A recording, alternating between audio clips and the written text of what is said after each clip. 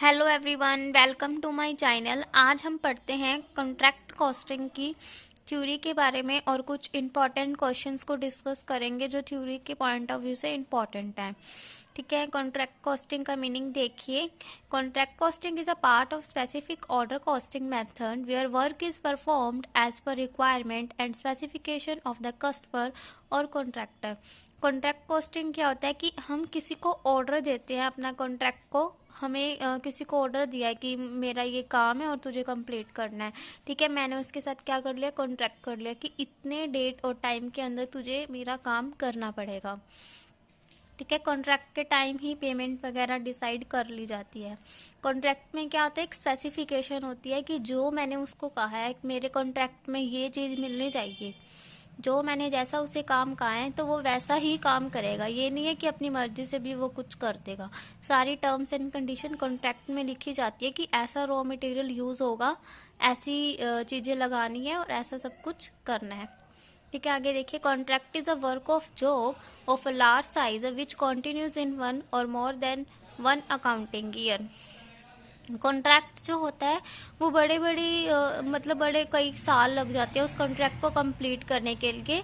जैसे कि एक एग्जांपल ले लेते हैं। हमने एक बिल्डिंग बनाने का किसी को कॉन्ट्रैक्ट दिया। बिल्डिंग बनाने में 2 to 3 इयर्स लग जाते हैं। ठीक है, कॉन्ट्रैक्ट हमेशा लॉन्ग टाइम के लिए होता है। उसके अंदर इन्होंने एक बताया कि एक से ज़्यादा काउंटिंग ईयर जो है वो चला जाता है। These contracts are related to the work of construction of roads, building, bridges, dams and banks, parts, etc. ये कॉन्ट्रैक्ट किसके लिए किया जाता है? कंस्ट्रक्शन होती है, जैसे रोड्स की, बिल्डिंग की, ब्रिजेस की, डैम्स की, बैंक्स की, पार्ट्स की, एक्सेट्रा। एक आगे देखिए, स्पेसिमेंट ऑफ कॉन्ट्रैक्ट अकाउंट बनता है एक। उसमें क्या होता है, कॉन्ट्रैक्ट नंबर होता है, कितने नंबर का कॉन्ट्रैक्ट है। Particular in terms of contract जो भी हमने डिसाइड की थी वो। ठीक है, कब स्टार्ट हुआ, कब ख़त्म हुआ, कौन सा प्लेस था, कॉन्ट्रैक्ट का प्राइस क्या था, टर्म्स ऑफ पेमेंट कैसी थी, कितना पेमेंट पे वो डिसाइड किया गया था। Terms relating to contract account. Contracting कौन होता है? कॉन्ट्रैक्टर वो होता है जिसने कॉन्ट्रैक्ट करने के लिए टास्क दिया है किसी को कि तुम्हें ये काम करना है एक जॉब की तरह, और उसके बदले में वो क्या देगा, उसे पैसे देगा। और कॉन्ट्रैक्टी कौन होता है? जो उस कॉन्ट्रैक्ट को ले लेता है काम करने के लिए।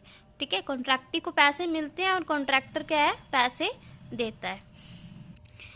आगे देखिए, कॉन्ट्रैक्ट प्राइस क्या होता है? Value for which the contract is undertaken. एक वैल्यू पे कॉन्ट्रैक्ट क्या डिसाइड किया जाता है कि इतनी पेमेंट मैं तुझे दूंगा।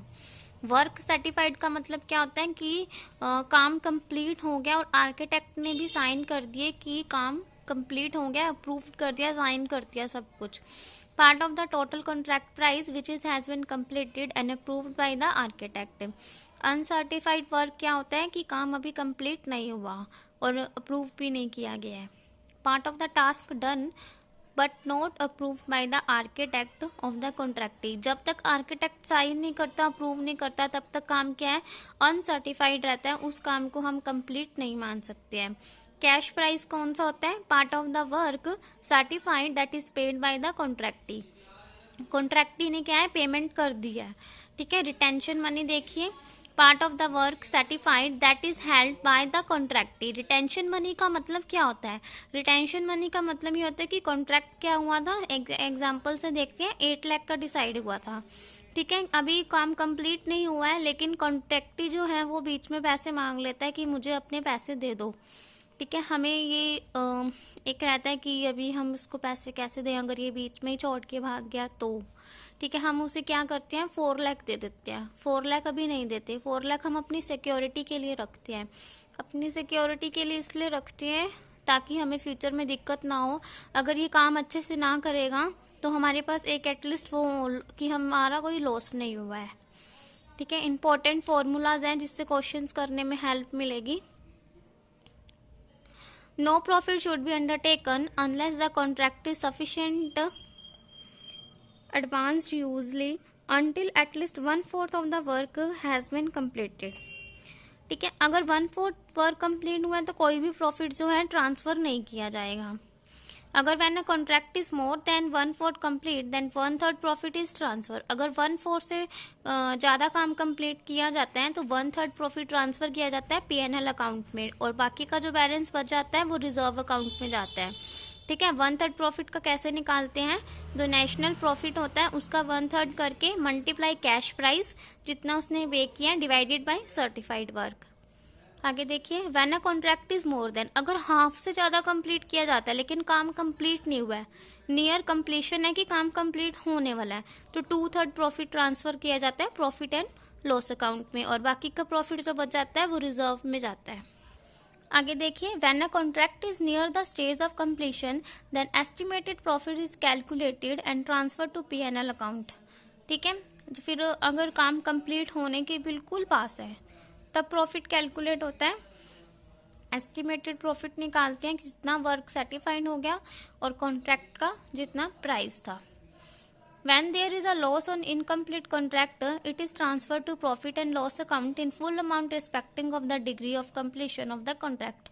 अगर कोई लॉस हो जाता है, कॉन्ट्रैक्ट कंप्लीट नहीं हो पाता है, तो P&L अकाउंट में जाता है वो। ठीक है, questions related to topic in this chapter. देखिए, अभी ये जो P&L अकाउंट में जाता है ना, ये क्वेश्चन से पता लगेगा कि कैसे डेबिट और क्रेडिट की एंट्रीज होती हैं, जब उसको अच्छे से समझेंगे। ये आप नोट डाउन कर लेना, काफ़ी हेल्प मिलेगी जब हम क्वेश्चंस करेंगे। How to deal with material in contract account, material कहाँ जाते हैं, डेबिट में जाते हैं, क्रेडिट में जाते हैं, उनको देखना। How to deal with plant in contract account, plant का एक अलग से प्रोसीजर होता है, हमें वर्किंग नोट में उसकी एंट्रीज करके फिर हमें अपने अकाउंट में उसकी अमाउंट लिखनी पड़ती है। Calculation of tender price of contract, contract covers during the year completed with in the same financial year में अगर कंप्लीट हो जाता है तो incomplete contract when the work is certified 1/4 of contract price हो जाता है तो प्रॉफिट ट्रांसफर होगा कि नहीं होगा, ये हमें अभी देखा। ठीक है, 1/4 से ज़्यादा कंप्लीट हो जाता है, 1 सेकेंड से ज़्यादा, हाफ से ज़्यादा कंप्लीट हो जाता है कॉन्ट्रैक्ट, तो determination of cost of uncertified work, incomplete contract showing loss होता है जब reserve from contingencies, contract account for a number of contract. ये सारे क्वेश्चंस क्या थ्योरी में पूछे जा सकते हैं, 4 मार्क्स में भी पूछे जा सकते हैं और 15 मार्क्स के अंदर भी, क्वेश्चन के ऊपर डिपेंड करता है। ठीक है, thank you so much for watching this video. अगर आपको वीडियो अच्छी लगी हो तो प्लीज़ चैनल को सब्सक्राइब कीजिए, लाइक कीजिए एंड शेयर कीजिए।